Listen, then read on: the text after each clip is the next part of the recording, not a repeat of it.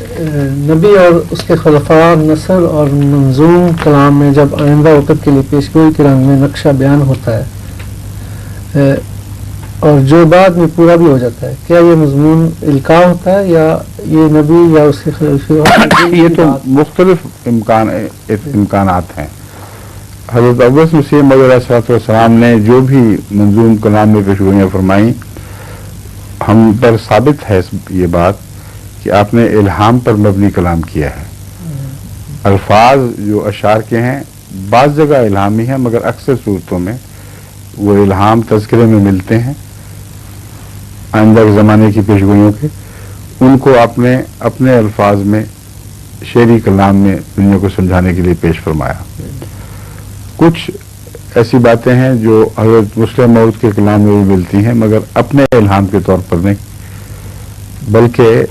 قرآن اور رسول حضرت مسیح علیہ السلام کے ارشادات اور بسا اوقات احادیث کے ارشادات سے استنباط کرتے ہوئے آپ نے ایک مضمون کو سمجھا اور بیان کیا اور کہا آئندہ یہ ہوگا اور تم اس کو بدل نہیں سکتے۔ وہ مضمون بیان کیے جو سنت اللہ پر مبنی مضامین ہیں، ان کے لیے کسی الگ الہام کی ضرورت نہیں ہے، سمجھیں؟ بعض اوقات یہ ممکن ہے کہ شعر کہتے وقت انسان جو بات کہہ رہا ہے وہ اپنے بظاہر خود سوچ کے کہہ رہا ہے، مگر ایسا الہی تصرف کے تابع کر رہا ہے۔ ایسی صورت پہ وہ الہام تو نہیں کہلائے گا،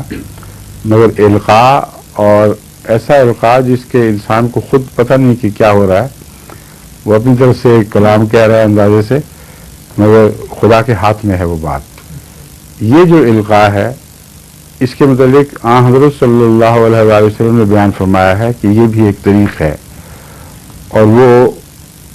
دو طرح سے القاء ممکن ہے۔ ایک وہ ہے کہ خدا تعالیٰ اس وقت کلام کو اپنے ہاتھ میں لے لے اور انسان سے وہ بات کہلوائے جو اس کو خبر بھی نہیں کہ کیا ہونی ہے اور کس طرح ہونی ہے، اور بات کا زمانہ ثابت کر دے کہ ٹھیک ہو گئی۔ ایک یہ کہ انسان خدا پر توقع رکھتے ہوئے بغیر الہام کے ایک دعویٰ کر دے کہ خدا یہ کام اس طرح کرے گا اور کبھی نہیں ہو سکتا کہ یہ بدل جائے۔ اس دوسرے حصے کا ذکر کرتے ہوئے حضرت صلی اللہ علیہ وسلم فرماتے ہیں عصا رب اشر اغبرا لو اقسم علی اللہ لابرہ، کہ دیکھ خبردار سنو، بعض خاک آلود بالوں والے،